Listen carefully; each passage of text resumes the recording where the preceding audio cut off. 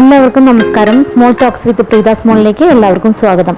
അപ്പോൾ ഇന്ന് പനീർ റൈസാണ് ഞാൻ സ്കൂളിലേക്ക് വേണ്ടി ഉണ്ടാക്കുന്നത്. അപ്പോൾ അതെങ്ങനെയാണ് ഉണ്ടാക്കുന്നതെന്ന് നോക്കാം.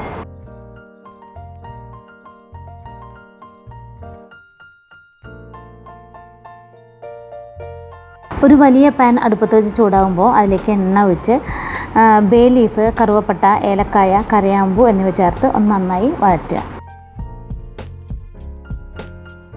അതിനുശേഷം അതിലേക്ക് ജീരകം 1 ടീസ്പൂൺ ചേർക്കുക.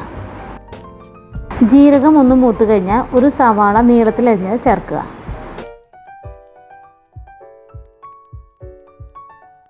അതിനുശേഷം അതിലേക്ക് ജിഞ്ചർ ഗാർലിക് പേസ്റ്റ് ചേർക്കുക. ഇനി അതിലേക്ക് കാഷ്നട്ട് ചേർക്കുക. 2 പച്ചമുളക് കൂടി ചേർക്കുക.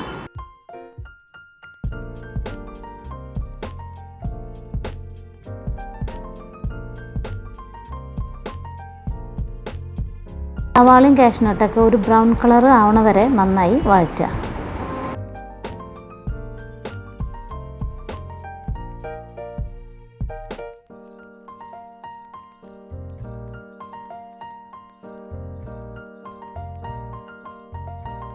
ഇനി ഇതിലേക്ക് വെജിറ്റബിൾസ് ആഡ് ചെയ്യാം. Carrot, capsicum, red bell pepper, yellow bell pepper എന്നിവയാണ് ഞാൻ ഇതിൽ ആഡ് ചെയ്തിരിക്കുന്നത്.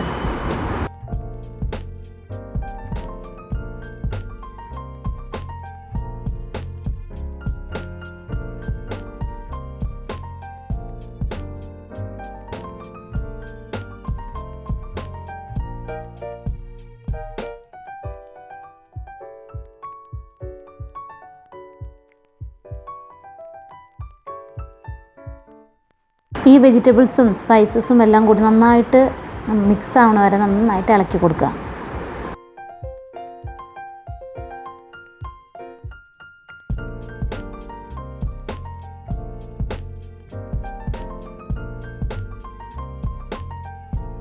ഇനി ഇതിലേക്ക് വേവിച്ച് വെച്ചിരിക്കുന്ന റൈസ് ആഡ് ചെയ്യുക.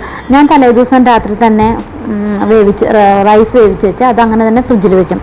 ഇങ്ങനെ ഫ്രിഡ്ജിൽ വെക്കുന്ന റൈസ് തമ്മി ഒട്ടുമില്ല, വെള്ളത്തിൻ്റെ അംശം ഉണ്ടാവുകയില്ല.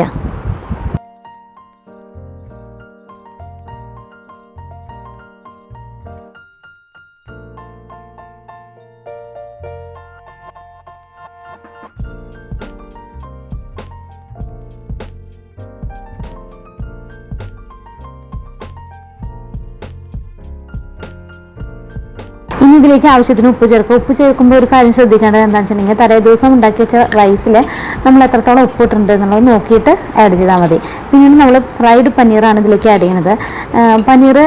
സാധാ പനീർ നമുക്കിതിലേക്ക് ആഡ് ചെയ്യാം, അതായത് മസാല ഒന്നും ഇടാതെ വറക്കാതെ പനീറും നമുക്കിതിലേക്ക് ആഡ് ചെയ്യാം. ഞാൻ എടുക്കുമ്പോൾ ഇതിനൊരു ഫ്ലേവർ കൂടാൻ വേണ്ടിയിട്ട് ഒന്ന് വറുത്ത് വെച്ചിട്ടാണ് ചേർത്തിട്ടുള്ളത്. പിന്നെ ഇതിലേക്ക് ബ്ലാക്ക് പെപ്പർ പൗഡറും ആഡ് ചെയ്യാം.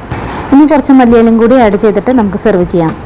കാലത്ത് കുട്ടികൾക്ക് എന്ത് കൊടുത്തേക്കുന്ന ടെൻഷനില്ലാതെ സിമ്പിളായിട്ട് നമുക്ക് ചെയ്യാൻ പറ്റുന്ന റെസിപ്പിയാണ്. അപ്പോൾ ഇതുപോലത്തെ റെസിപ്പികളുമായിട്ട് നമുക്ക് വീണ്ടും കാണാം.